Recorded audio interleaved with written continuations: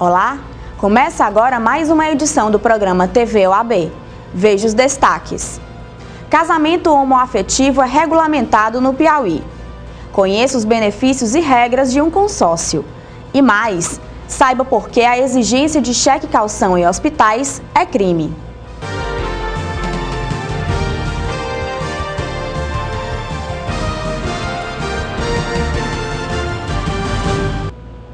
A exigência de cheque-calção ou nota promissória como condição de atendimento em hospitais é crime. O advogado Ítalo Cavalcante esclarece o assunto.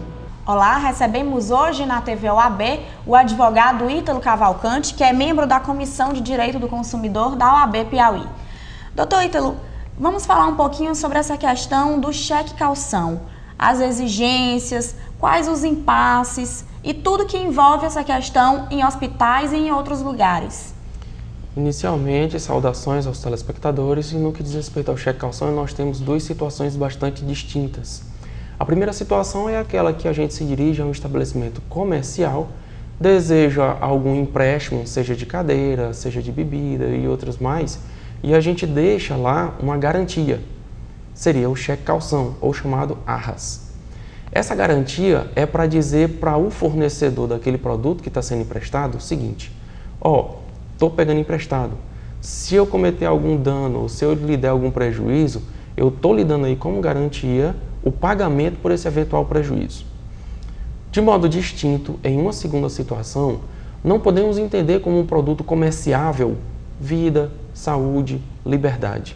E nesse tocante, a gente vê nessa segunda situação a discrepância ou até mesmo a bastante diferença entre o fornecimento de uma bebida, o fornecimento de um aluguel e o tratamento de saúde e um procedimento hospitalar. É visível, a discrepância é a olho nu. Nesse segundo momento, em que nós temos o fornecimento de um tratamento de saúde ou um fornecimento clínico, qualquer coisa que pareça ou que sirva para a vida, para a saúde, a gente tem que o cheque-calção ele não está para garantir a vida, a saúde da pessoa. E outra, os hospitais eles possuem convênios. Se você entra ou dá entrada no hospital por um plano de saúde, esse plano de saúde vai cobrir. Mas a opção de contrato do plano de saúde do usuário do hospital não cobre determinado procedimento. Bem, o hospital pode procurar uma outra via, no caso, fazer esse procedimento pelo SUS, que aí nós estamos tocando uma área pública, dinheiro público, nós que pagamos impostos, nós que pagamos contribuições, financiamos a saúde no Brasil. E nesse ponto, o hospital vai usar esse nosso dinheiro para a promoção da saúde daquelas pessoas que precisem. Ora, se eu estou com a possibilidade de fazer um procedimento pelo SUS, mas aí o hospital pode dizer, demora muito, ou é bastante dispendioso, eles vão pagar pouco. A gente tem que considerar, o hospital ele tem a possibilidade de estar ou não conveniado a um plano de saúde ou ao SUS. Se ele escolhe estar conveniado, ele pode usar e aí não vai poder reclamar e dizer, esse procedimento o SUS me paga pouco, por isso não vou fazer em você.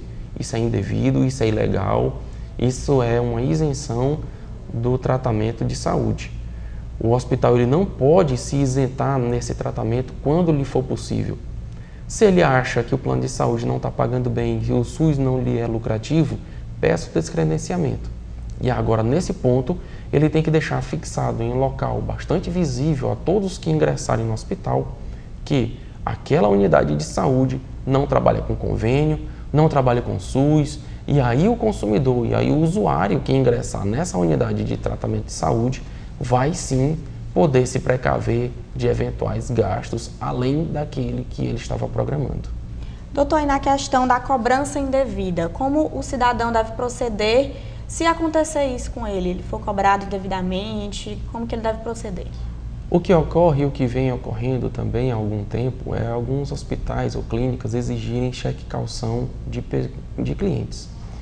Essas pessoas chegam a essa unidade de saúde para um determinado procedimento, consulta, exame, e dependendo da complexidade ou do valor que envolve o procedimento, o hospital ou a clínica exige dele um cheque calção. Eu não estou dizendo que esse cheque calção é ou não é indevido. O que a gente tem que dizer é o seguinte: saúde não se compra. Se o hospital não trabalha com plano de saúde, tem que deixar exposto, tem que deixar bastante amostra dos clientes. Se não tem nada à amostra, se o cliente subentende que aquele hospital trabalha com o SUS ou tem algum outro programa de financiamento da saúde. Logo, ele ingressa na unidade de saúde esperando o tratamento. Se ele não recebe esse tratamento, ele tem frustrado o tratamento dele. Ou se ele não recebe determinado cuidado, ele vai estar com a saúde sendo prejudicada. E a saúde é um dos bens garantidos pelo artigo 5º da Constituição Federal. A cobrança indevida se dá no momento em que o hospital não afixa, dizendo que é particular, que não aceita convênio, e exige essa garantia de pagamento do cliente. Eu estou transferindo a obrigação de financiamento do órgão público ou da operadora de plano de saúde para o cliente. Essa transferência é ilegal. Verificando essa transferência, o cliente ele pode acionar diretamente o hospital solicitando que ele abrande o tratamento ou mesmo exime a apresentação do cheque calção, ou ingressa na justiça procurando reaver o cheque, ou se o cheque houver sido contemplado, ou se houver sido resgatado, a devolução do valor. Tá ok, então, doutor. Muito obrigada pelos esclarecimentos. A OAB agradece através da Comissão do Consumidor. No próximo bloco, casamento homoafetivo é regulamentado no Piauí.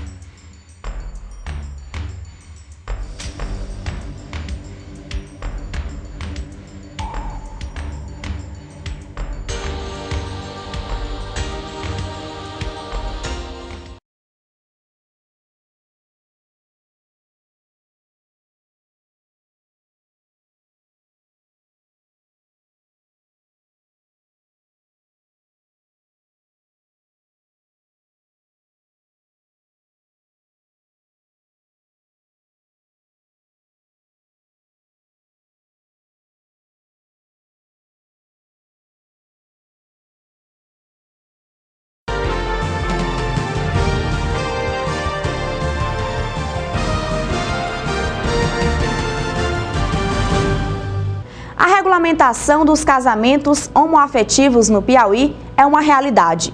O provimento deve ser publicado na próxima edição do Diário da Justiça. Confira detalhes na matéria.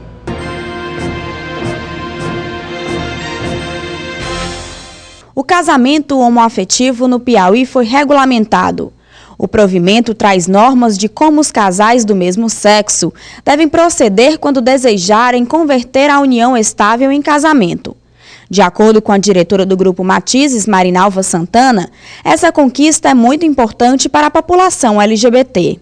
Com muita alegria e entusiasmo, né? A gente, inclusive, louva e aplaude de forma entusiasta a decisão do desembargador Antônio Francisco Paz Landim, né? Que, de forma sábia, de forma serena, regulamentou as duas situações requeridas pelo Matizes através de pedido de providência, quais sejam.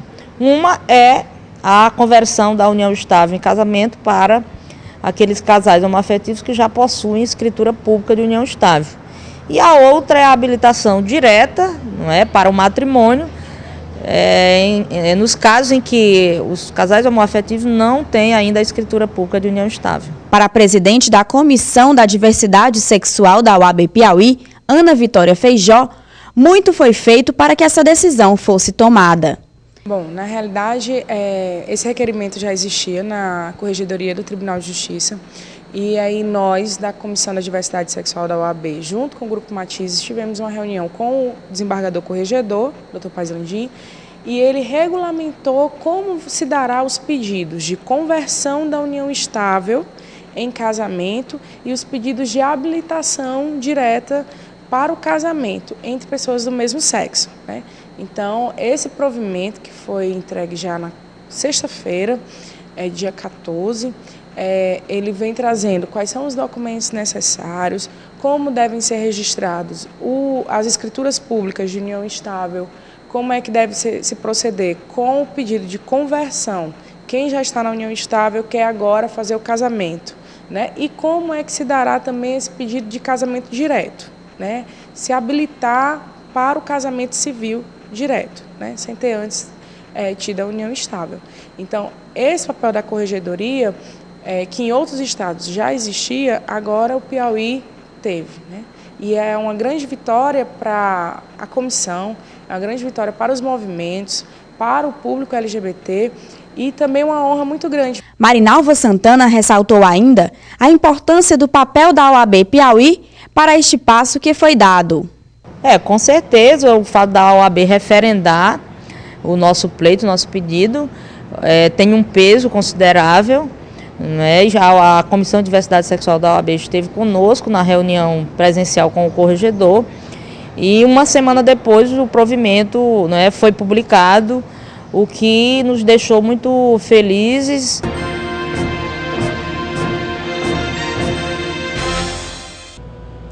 Tramita no Congresso Nacional mudanças na PEC, que regulamenta a profissão dos empregados domésticos. O objetivo é garantir mais direitos trabalhistas. No Piauí, a categoria espera com entusiasmo a aprovação da PEC.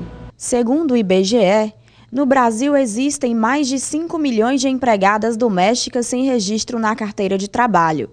O dado ajudou a impulsionar a criação da proposta de emenda constitucional 478 de 2010. Atualmente, tramita no Congresso Nacional uma alteração na PEC que garantirá mais direitos trabalhistas à categoria. A advogada Laiana Santiago atende o Sindicato dos Empregados Domésticos do Piauí e explica que alguns direitos ainda não estavam previstos no projeto de lei. Essa proposta de emenda constitucional, ela vem ampliar os direitos dos trabalhadores domésticos. Da forma como é tratada a nossa Constituição hoje, os direitos eles são restringidos aos domésticos. E essa proposta ela vem ampliar, ela vem trazer para o empregado doméstico, o direito ao FGTS, que hoje é facultativo e vai passar a ser obrigatório com a aprovação dessa PEC, o direito ao adicional noturno, a uma jornada de trabalho regulamentada, de 44 horas semanais e 8 horas diárias. A hora que ultrapassar, ela deve ser paga como hora extra, acrescido adicional de 50%. Vem a crescer também ao direito do doméstico, que hoje ele não tem, o salário família, dentre outros direitos. O seguro-desemprego também, que hoje ele é facultativo. Todos os direitos se estenderiam a qualquer trabalhador doméstico, sejam auxiliares, jardineiros, caseiros ou vigilantes, por exemplo. A categoria no Piauí está otimista quanto à PEC, já aprovada na Câmara dos Deputados, em um segundo turno com 347 votos a favor e 2 contra, e que agora será apreciada no Senado Federal. Olha, ela é muito importante, porque ela vem a corrigir os demais direitos que até então o trabalhador doméstico não tinha. Pelo fato da CLT ter excluído 13 itens do trabalhador doméstico, que ele é um trabalhador como outro qualquer. Mas, porém, vem essa PEC para dar essa corrigida. E vir a valorizar também, levantar a autoestima dessa categoria. O Banco Central publicou no Diário Oficial da União uma circular que altera a regulamentação de grupos de consórcio. Saiba na reportagem que alterações são essas e que cuidados o consumidor deve ter ao participar desse tipo de compra. Para facilitar a vida de quem opta pelo consórcio na aquisição de um produto ou serviço, o Banco Central apresentou alterações na regulamentação que rege esse tipo de compra. O advogado Roberto Jorge explica que, a partir de agora, as taxas cobradas pelas administradoras deverão ser mais transparentes e o resgate de saldo remanescente no caso de encerramento do consórcio deve ser facilitado. Basicamente, a mudança significativa ditas pelo Banco Central com nova resolução é exatamente no tocante à discriminação já no contrato de adesão das taxas em que o consorciado está pagando para a pessoa saber exatamente em que está pagando aquela prestação mensal. E a facilitação no recebimento quando houver um encerramento dos consórcios. Agora a pessoa já comunica de imediato no contrato uma conta em que deseja que seja depositado, caso haja saldo remanescente, em não querendo informar uma conta, que ele já declare que não tem conta ou que não deseja informar a conta. Daí o próprio consórcio, a administradora do consórcio já efetua direto o pagamento do saldo remanescente, comunicando inclusive no próprio site o encerramento dele e também através de correspondência ou via e-mail. Outro ponto para o qual o advogado chama a atenção é o direito de desistência do consórcio ainda na primeira semana. O Código de Defesa do Consumidor estabelece, no seu artigo 49, que caso o consumidor adquira um produto ou serviço fora do estabelecimento comercial, ele tem o direito de 7 dias de arrependimento. Então, caso um operador de consórcio se dirija à sua casa, ao seu local de trabalho, e ofereça um consórcio e você acabe aceitando esse contrato de adesão, ele tem até 7 dias para desistir e receber diretamente o valor pago, caso ele tenha dado a entrada já. Lembrando que esse direito de arrependimento, ele não vai se enquadrar no caso do consórcio, que a pessoa vai entrar no sorteio de desistente. Não, o arrependimento é anterior a essa fase. Ele, dentro de 7 dias comunicando, ele já tem direito a receber o valor que ele pagou de entrada devidamente corrigido monetariamente. Antes de entrar em qualquer grupo de consórcio, o consumidor deve ter outros cuidados fundamentais para evitar contratempos. Verificar no site do Banco Central se a administradora está devidamente cadastrada e legalizada e pesquisar junto ao PROCON se existe alguma ação contra a empresa realizadora do consórcio. O programa TV OAB fica por aqui. Lembrando que para participar é só enviar sugestões para o e-mail tvoabpi@gmail.com ou acessar as redes sociais pelo Twitter @OABpi ou no Facebook OAB Piauí. O nosso programa vai ao ar todas as quintas-feiras, com reprise às sextas-feiras.